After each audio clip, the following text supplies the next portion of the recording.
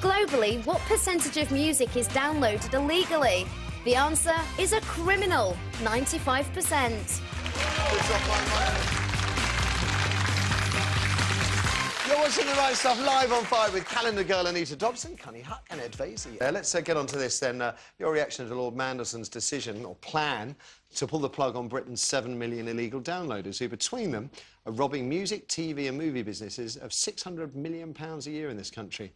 After a cosy dinner with multi-billionaire media mogul David Geffen, Lord Mandy suddenly announced his crackdown on piracy. Any home found to be stealing online content would have its internet connection cut off, he said. The cost of implementing this plan will be split between the music industry and internet service providers. But I can see problems already. I mean, what if you didn't know your teenage son or daughter was stealing music? Now your whole family, maybe your business, has lost use of the internet.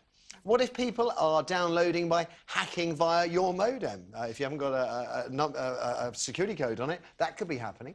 And how will the piracy police keep up with youngsters who seem endlessly capable of finding new ways to thieve? Downloads, torrent streaming, sharing and so on. I can remember the days when we used to tape music off the radio. Little mono cassette recorders. Is that so different? Is that so different from downloading it on the net? And if you ask any media bigwig in this country, as I have, they'll tell you there's a whole generation out there who have enjoyed free music, movies and TV. And it's almost impossible, they say, to actually get them to embrace the notion that they have to pay. So maybe a better solution would be to get broadband suppliers to impose a monthly levy on top of their fee to be shared between music, film and TV makers. After all, only a few months ago, Gordon Brown claimed internet access was as essential as connection to a water supply, and now they want to cut 7 million homes off. No wonder some privacy campaigners reckon Mandy's plan is illegal and a breach of human rights. We'll start with you as the politician, Ed. Is Lord Mandelson onto something here? Is cutting people off the way to go? Well, it's a huge issue, as you quite rightly say. It affects most people working in the creative industries. It affects your friends in Hawkwind. It affects Brian May. It affects a lot of people who want to make money, who deserve to make money from their creations, be it music or film or TV programmes or whatever. And as you say, it's become a huge problem, and the music industry is losing money hand over fist. So we're in a kind of position where something must be done, as it were. And the question is, what is the answer? Because you're right, there's a whole generation that's grown up that regards getting free music as perfectly natural. In fact, when I go to my schools in my constituency and I ask people to put their hands up and say, how many of you get music for free? Every hand in the room goes up. If I ask the same question... Globally, it's 90-something%.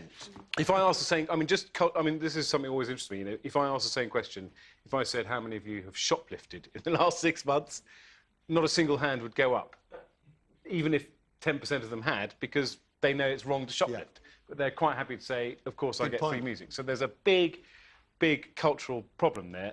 We broadly agree in principle with the government in this respect, which is that we think the internet service providers do have a role to play. There's been a big debate going on with the web companies who say, look, it's nothing to do with us, Gov.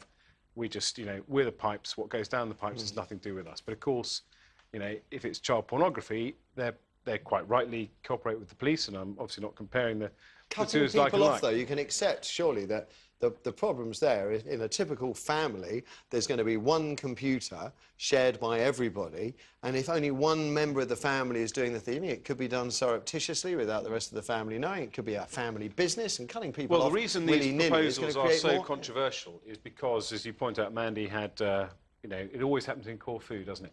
Mandy had dinner with this mogul and... Multi-billionaire, so not everybody in the music business is starving just yet. That's a very good point as well. What the government had planned to do was to have a 2-year period where people get warning letters. And apparently research has shown that if you get a letter saying, look, we know that someone in your household is illegally downloading music, can you stop it? Quite a lot, something like 70% research shows, thinks that people would stop. So if you, for example, had teenage children, and you got that letter, you probably say, look, guys, they're onto us, or they're onto you, stop doing it. And the idea was to allow time for that to establish itself. Cutting people off is very draconian. As you say, when you start to make mistakes by cutting off the internet connection of mum and dad because of what teenagers have been doing, or indeed by cutting off the internet connection of somebody who's entirely innocent, you get into a lot of trouble. And as you also say, the Human Rights Act, the right to privacy, big issue. Right. Anita, what do you think?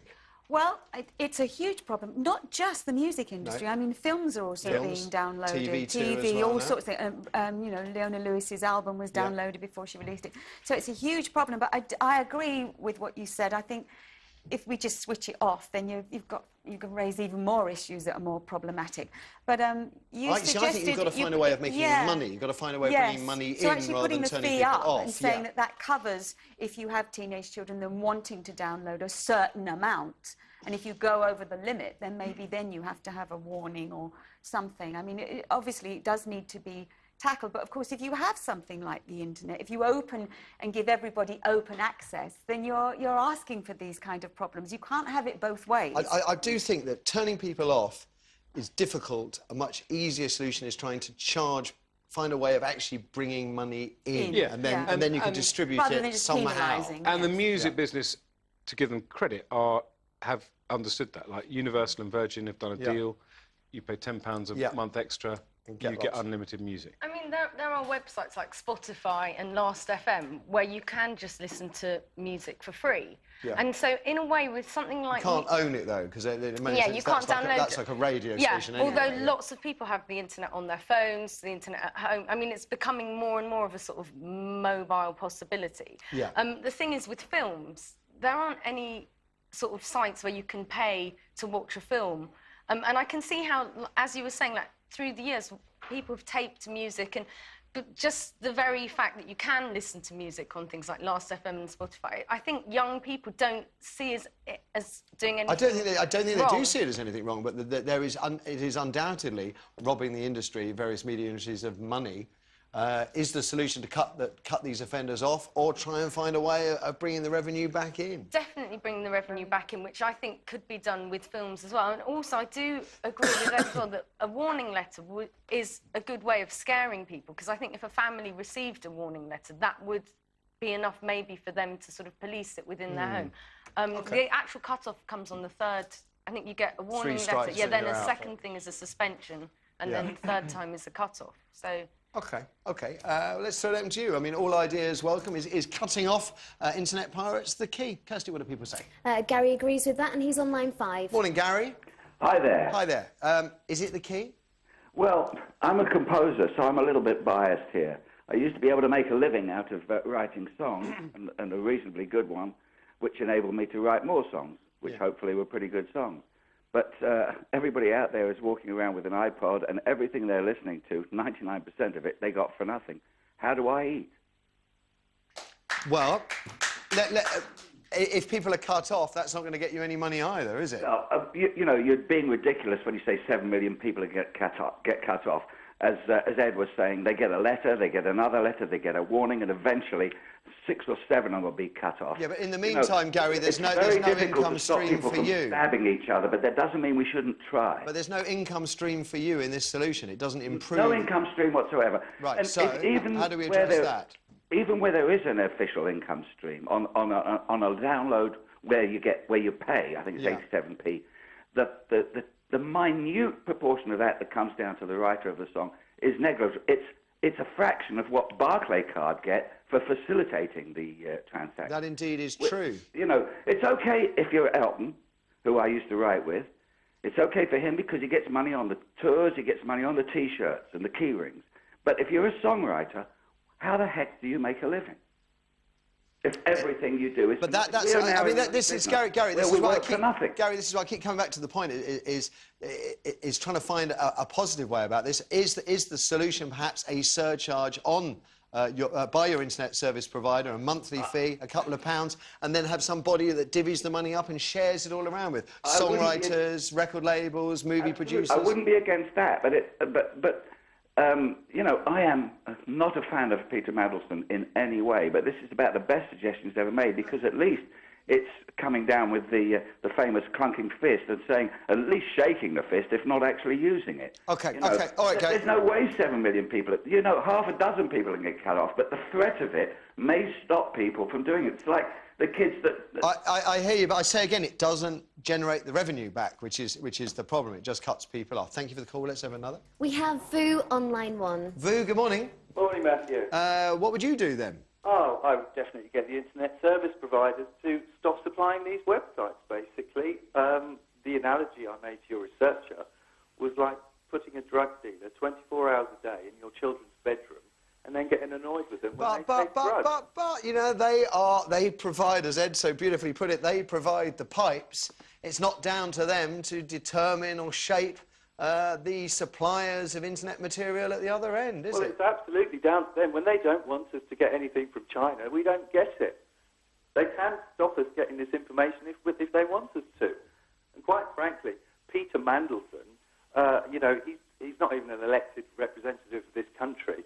He's just basically picking on the little guy in order to bring in some new internet law, just like they brought in the anti-terror laws that now the local council are using to monitor your bin consumption. I have to say, you see, there's another thought here, which is the price of music bought online, considering it's ethereal, you don't get a disc or any packaging or anything like that, I think is extremely expensive. Instead of paying 79p or whatever it is for a song, if it was 19p for a song, you know, under 20p, maybe more people would buy them. Get rid of all the record company staff driving around in their big posh cars, having their fantastic champagne lunches, who are robbing the artists of their money, and channel more money to the people that write the songs and record the songs. I think you've got to... I say this all the time to the music industry. I obviously don't add the bit about the champagne and the big cars, because I don't want to gratuitously offend them, but it does strike me. I've gone onto iTunes, you know, I'm a late developer, and I wanted to get my 80s records. Yeah. And I go to one artist, and it's $12.99. Yeah. Now, for me to replicate my record collection, it's going to cost me $2,000. Yeah. If it costs, I'll probably do it if it costs me... Wham. Then Andrew Ridgeley's solo album. Very important milestone. So you're saying that perhaps... I mean, I think it's a lot of money, 79p a song. I think that it puts people off paying, and that perhaps if it was much cheaper, with less money being siphoned off by record companies, more money going to the artists, everybody would be happy, apart from David Geffen. Yes. Mind you, he can always look forward to another dinner with Mandy next summer in Corfu. That's right. Who is going to have dinner with Mandy next summer? Have you had dinner with Manson?